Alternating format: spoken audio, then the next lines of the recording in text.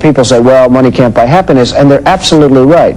But it does make it easier. I firmly believe that. I really look at money as being something that is totally unessential, but something that you should certainly try and have enough of. It means that there are problems that you would have if you didn't have money that you just won't have, to the same extent. If the world collapses, if wars begin, if everything else, I'm not sure that it matters from an economic standpoint what happens as far as Trump is concerned, but I would like to think that I can weather most, and I would like to think that most people can. I don't want more or less than anybody else. My life was so great in so many ways. I think I've done a really great job of getting out of trouble. Well, nobody's bailing me out. I bail myself out. I was at the highest of all pedestals. Beautiful wife, beautiful everything. The hottest in the country. I mean, life was just a bowl of cherries. The highest point, everything I touched turned to gold immediately. Everything I did turned to gold, and life started getting boring. And then one day, the pedestal was knocked out from under me. I had $975 million worth of personal debt. It was unbelievable, to be perfectly honest. And it's really not that big a situation. I think that I'm a rather, and you will be surprised, but I can be a rather humble person if I want to be, if I feel I'm in the right environment. You're always guarded. I'm not going to let my guard down because you happen to be asking me questions. I believe that perhaps I'm portrayed differently than I actually am. I believe I'm portrayed in a rougher sense than the actual product. And I hope that's true, because I hope the actual product is a lot more mellow than the portrayal. I think people see me as a fighter. I think people have always seen me as a fighter. They know that I don't take a lot of crap from people and from others, and my life would be a lot easier if I did, to be perfectly honest. Well, I don't know, is that supposed to be a compliment or not? I'm not sure. Now, when you're in a depression, you have to sort of go with the punches. You have to go see your banks. You have to deal with people. I used to say to people, someday I'd like to be poor, just for a little while, just to see who's going to remain loyal to me. And I think that's the thing that I learned more than anything else. There were specifically 24 or 25 people that I have earmarked who were very disloyal, who shouldn't have been disloyal. It is a shame, isn't it? Yes. It is a shame. It is just absolutely and totally ridiculous. Because I'm like this great loyalty freak. I'm loyal to a point of the absurd. I stay with people. I like to listen to people, what they think. I create stars. I love creating stars. And there are very capable people in this country. But I love to help people. I do. I love helping people. There's nothing better. There's nothing that makes me feel better. It's like a creation process. It's almost like creating a building. I built this empire, and I did it by myself.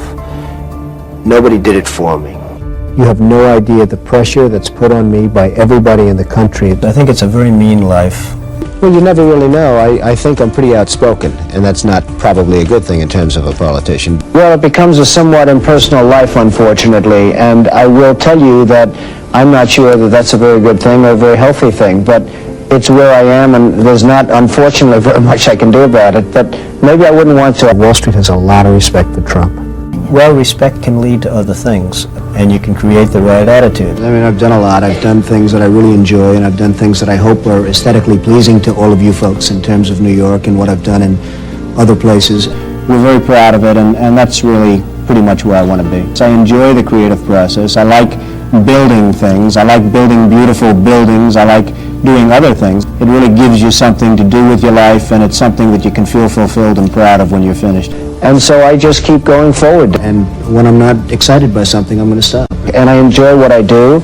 I love what I do, and I hope I do it well. I've always said, money isn't a totally essential ingredient, but it does make life a little bit easier. I really have a theory that some people are not destined to make a lot of money, and that's fine, and they can be very happy. Not everybody is meant to be a business person. Those people shouldn't be, because they'll ruin their lives. I mean, they'll go and they'll put up their house, and they'll mortgage their cars and everything else they own, and they'll go into business, and they shouldn't necessarily be in business. They might learn that, and they also might learn that they shouldn't try making too much money. I have my friends. I have some very, very good friends, and I guess I have some very good enemies, and I like it that way somehow. And I really believe in trashing your enemies and really being loyal to your friends. I'm a strong believer in loyalty. I absolutely feel that, yes. I don't think there's any question, there's no question in my mind.